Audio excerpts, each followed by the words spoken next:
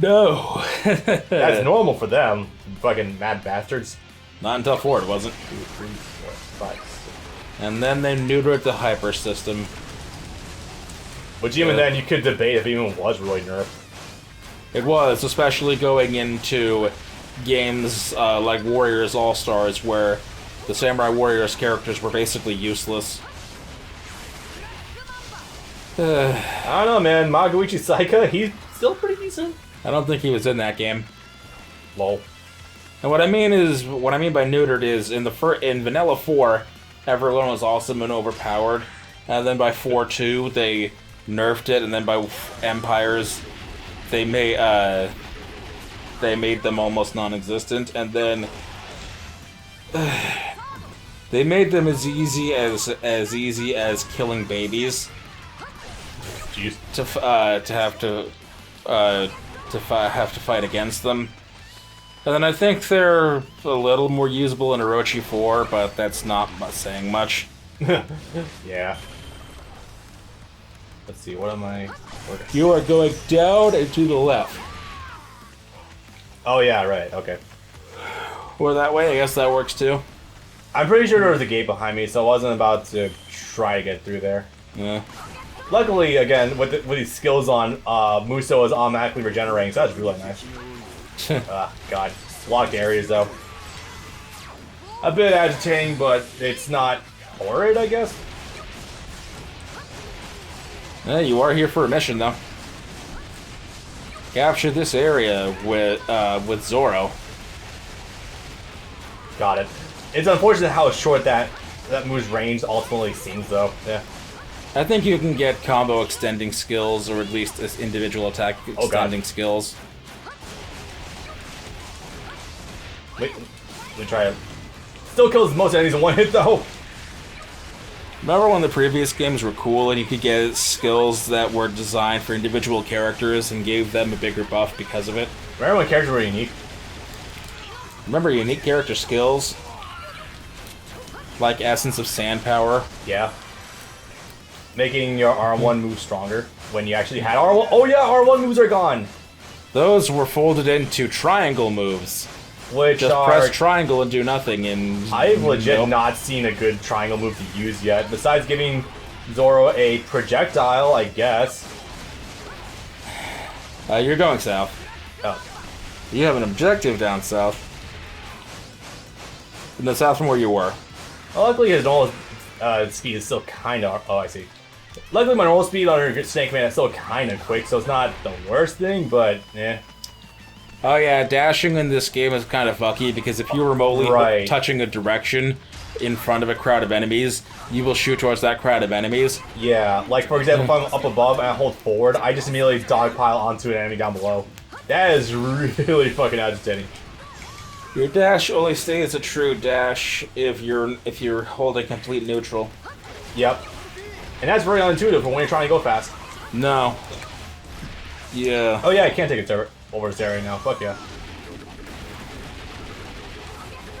Random destructible objects, because, yeah, neat, I guess. That was a thing that we needed to clog up the system and potentially drain the frame rate here and there. I shouldn't touch Pyre Warriors 4 on Switch, but after seeing how bad Jump Force can get, I am marginally curious how bad it can possibly get, right? The game usually runs 30-40 FPS. It was sort of developed in the same mindset and capacity as Justice 2 on the Switch, and I would hope so with both games releasing only 2 weeks away from each other. It's never going to run 60, and it is a hell of a lot blurrier, but it is still absolutely a playable experience. Am I supposed to advance back there now? This level is always a fucking confusing nightmare for me to navigate, I'm not gonna lie. For the... I think you're oh wait, no, I know what's supposed to happen right now. There's like 2 switches I need to go destroy.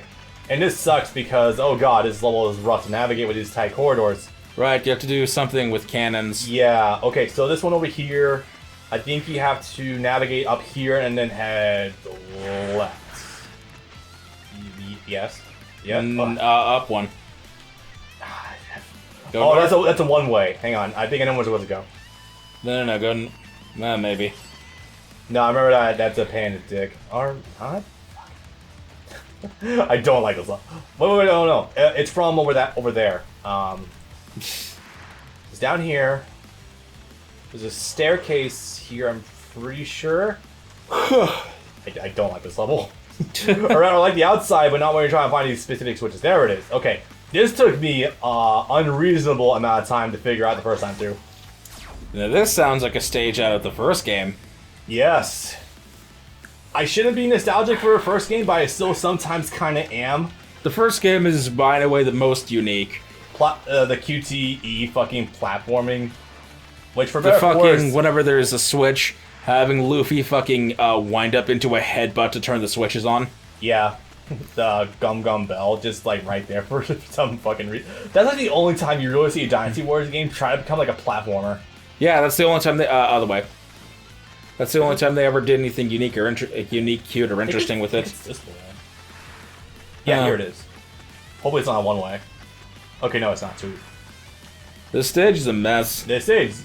It's only these tight corridors that suck. Outside, I love the centralized. Oh fuck! I love the centralized area because it's so wide open that you can. This is where Mihawk really fucking shines. I just realized I have the next stage, and the next stage is utter death. It's. We get to showcase how bad it gets. I think that might actually be the worst one in the game. There's definitely a debate to be. There's definitely a case to be made for that. The navigation is the worst. It's not as complicated as you think it is, but the fact that it's even a thing at all is like why. Again, I love how much gear. I love how proportioned that Snakeman is to like regular Luffy, but he's still like twice as tall as everyone else. I love that fucking perspective so much. 4, 5, 6. Trying to buffer in the move so I can do it like right in front of base. This is gonna sound weird, but I'm not really a fan of how evil the fourth forms look, as opposed to how every other version of Luffy except for Nightmare Luffy has looked. No, I could definitely see that. I think it's how angry he looks. It's sort of antithetical to the entire character. Yeah. And now you just gotta sit here for another 90 seconds. Yep. Just killing enemies, I guess, until the doors open. I think this is the way to speed do it fast. Oh no, wait. I think the time actually gets reduced if you do well or something, or you like destroy take out some of certain characters. Oh no, that's not it. I think what happens is the timer gets paused if an enemy makes it through. For example, look, if the timer paused, and now it resumes. Can someone say back in the sun? Wait. Clocks being fucky in a Muso game. I never. Nah, I would never. News to me. It would be news to you if you were living on a Muso clock. Let's see here. These stages do sometimes do an annoying amount of padding. Yeah. Because it's like they realize some point along the way. Single file line, boys? Single file. My god, they are so considerate. These are good law-abiding gentlemen. Clearly. As they are being directly illegal to the law, even though the law only serves for the citizens, obviously. Man.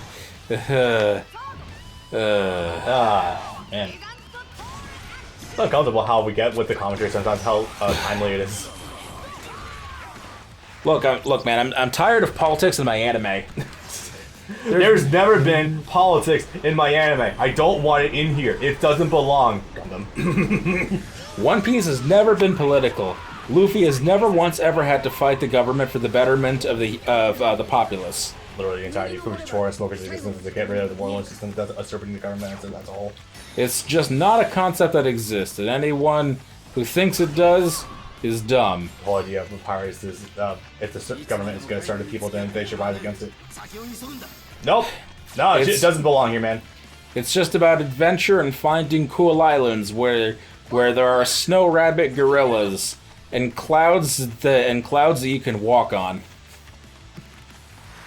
Places where candy grows out of the ground and you can tear someone's soul out. Deliberate government suppression of history, aka the Void Century. I just want to go to Spain and play with toys. Alright, so, Bruno, Mark II. I think you're going a little above and beyond, my friend. I think you're right. Hey, power scalers, how far above Bruno is this version of Luffy? I need to know this, otherwise I'm not going to like, comment, subscribe, and follow you on Patreon. I'm also not going to click on your this video's sponsor, NordVPN. Well, we do have a concrete number. Bruno's power level is either 800 or 820. I don't remember which one was his and which one was Khalifa's, but they were both either 808 or 820. The two were interchangeable. I fucking hate how they introduced that one time, and they're just like, nah, we're not doing that again. But see, it's okay though, because the best part is that if a regular foot soldier holding a gun is a level 10, then Spondum is a level 9. God damn it. This is true. A fight between Soul Reapers is based solely on their spiritual pressure. That thing is true, though. I hate it. No, the thing about Spondum, about Spondum holding weapons is weaker than... Yeah. I think they also retextured this whole scene, too, because this was in Power Warriors 1, but this looks way better back then. This was in 1, but not in 3. Yeah, but this... Also, this is pink, not red. That's not blood. That's weird looking. That's... that just looks like you got bad sunburn. What's the... No, it makes sense. It makes sense. Bubblegum pink. He's gum. Yep. Gum. Gum with no gum. So let's see.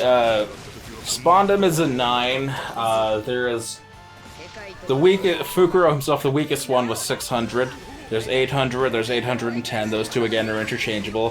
One of them is like a 1600. That's the guy with the hair. There's 1800, which is... I don't remember which one that one is. There's Jabra, who is 2000. There's Kaku, who is 2200. And then there's Rob Lucci at a whopping 4000. Wait, what was that second place number again? 2,200. Rob Lucci is almost double the second place. Jesus fucking Christ. He's almost twice as powerful as Kaku, apparently.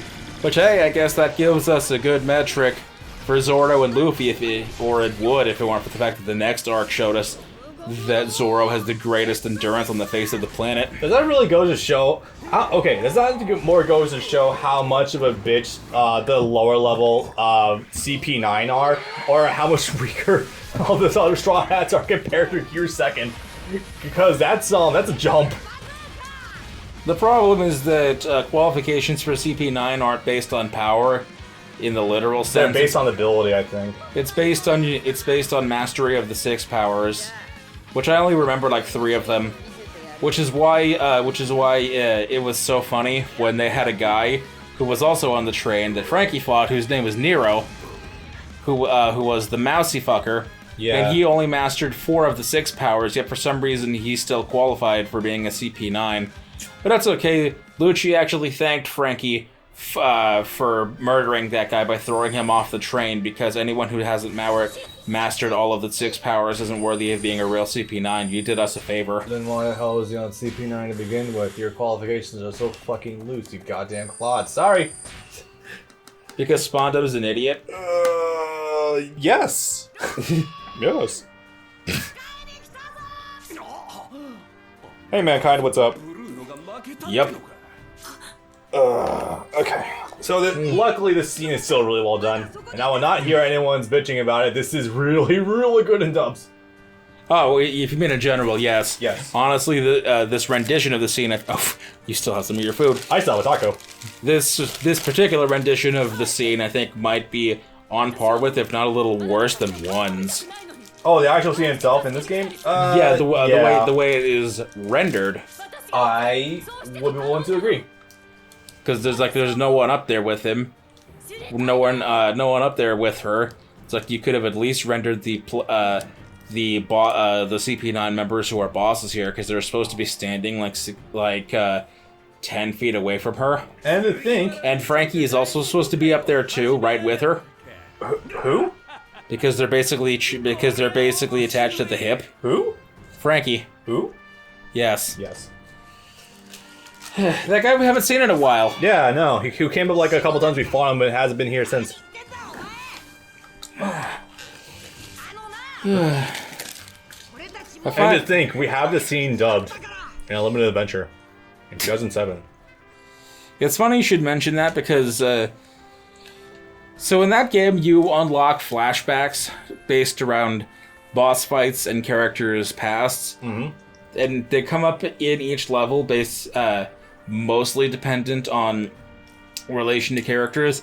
So one of the later levels in the game is a cave where you fight Crocodile and Arlong. But when you do the Crocodile boss fight, you get not only the scene where Luffy saves Robin from Crocodile, but God, look at his fucking eyes. Right.